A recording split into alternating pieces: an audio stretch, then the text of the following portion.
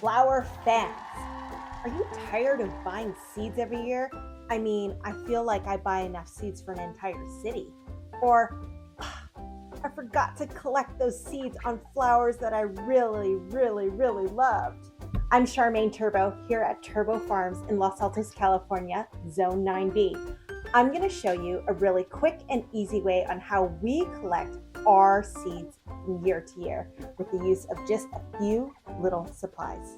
We like using fabric mesh bags that are approximately 7 by 9 inches. We'll be sure to include our supplies list at the bottom of this video. You'll also need plant tags. Label. Don't forget to label. We like these kind of keyhole style plant tags so that we can just simply latch them onto the string. You'll also need either a pencil or a UV fade resistant marker. As plants fade and begin to die back, look for developing seeds.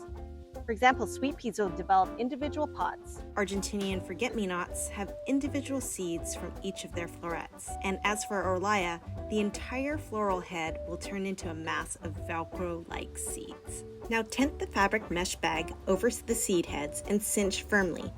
The idea here is to allow the plant to naturally die back, and with the mesh bag, isolate the area where the seeds will release. Don't forget to label. Label each bag with a plant tag or simply insert a label inside. We like to use plant tags, and we simply keyhole attach them to the ribbon of each fabric bag. In a week or two, check on your fabric bags. As you can see here, some sweet pea seeds have fallen into the bag. We will simply cut this away from the plant, and we have now collected sweet pea seeds. It's important to ensure that your seeds have cured and dried properly.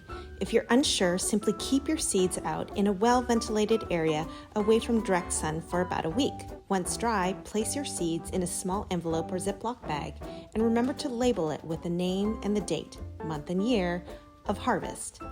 Be sure to store your seeds in a dry, cool spot, and they should be great for planting next year. There you have it, flower fans. No more seed collecting FOMO.